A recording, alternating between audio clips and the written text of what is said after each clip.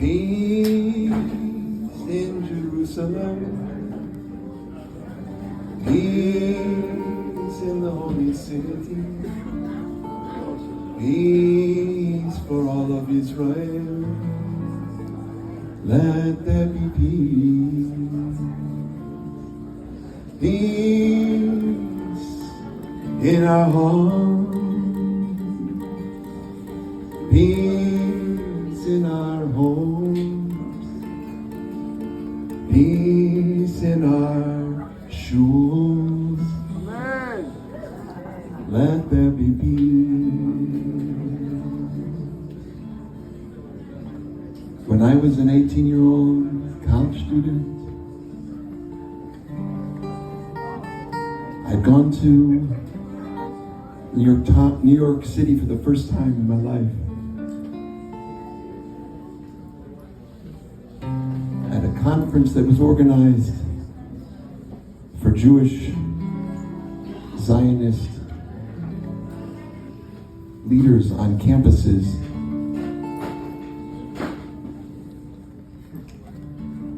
And we were at this conference. It was Jewish organizations, especially Zionist organizations back in the 80s, had no funding. So we were like in this really bad part of New York City at the hotel. It was nice. And then Saturday night came around and they said, oh, we have some special entertainment.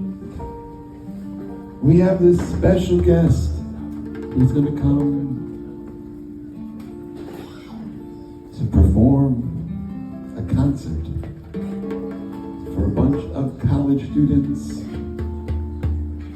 And it wasn't Depeche Mode or any 80s new wave. We invited a rabbi with a guitar to play. And maybe I stayed out of more of a sense of, is this real? Because growing up in Detroit, none of our rabbis played guitar, right, Harry? Nobody played guitar. And Shlomo came in 2 hours late. And he began to get up on this little stage at this schleppy hotel with schleppy furniture and schleppy carpet. And he told everybody it was the best day in the world to be with Jewish college students. And before we knew it, the entire room, 150 college students, were dancing incessantly. Now, of course, now I know that it was a very unusual evening because Shlomo was alone. There was nobody. There were no other musicians with him. There was no drummer. There was no keyboard. Nothing. I didn't know any differently. It's the first time I'd ever seen him play. I was taken away and went up to him to speak afterwards.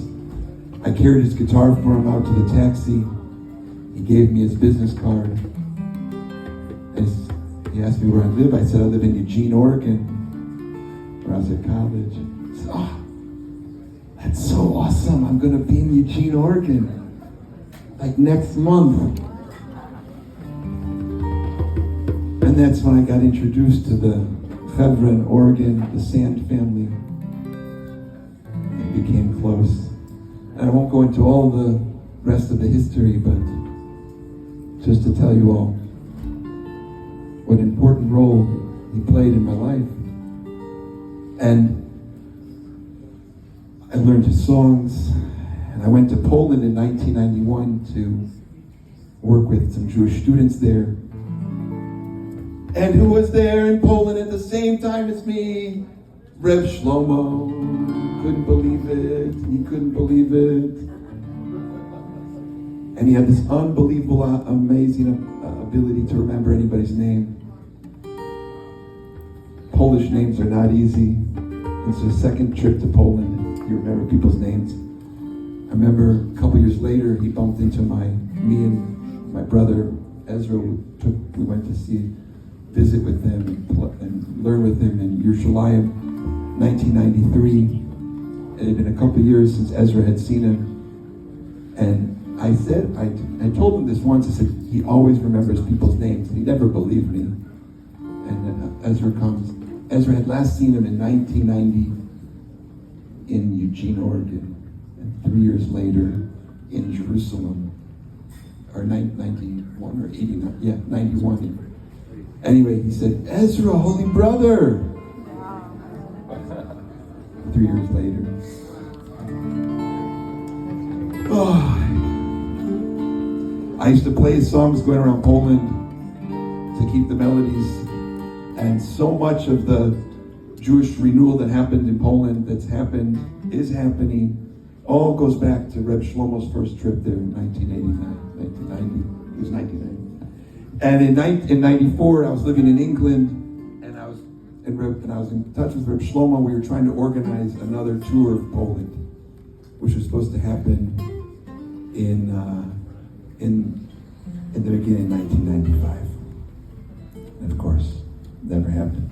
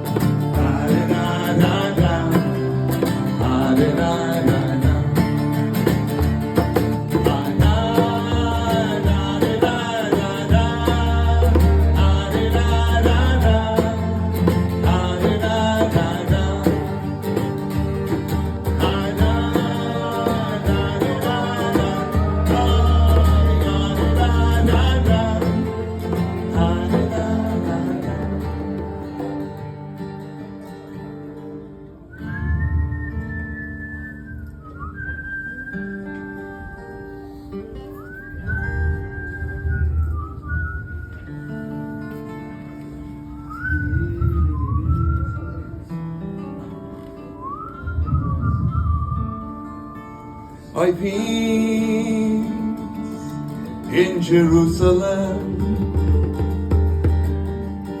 Peace in the holy city. Peace in Israel. Let there be peace.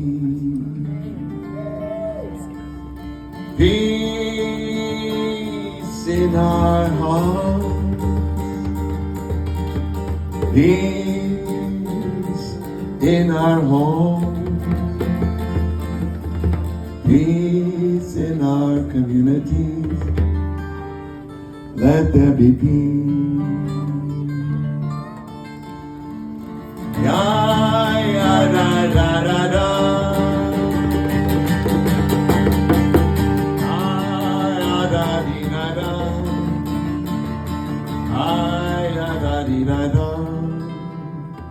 Let there be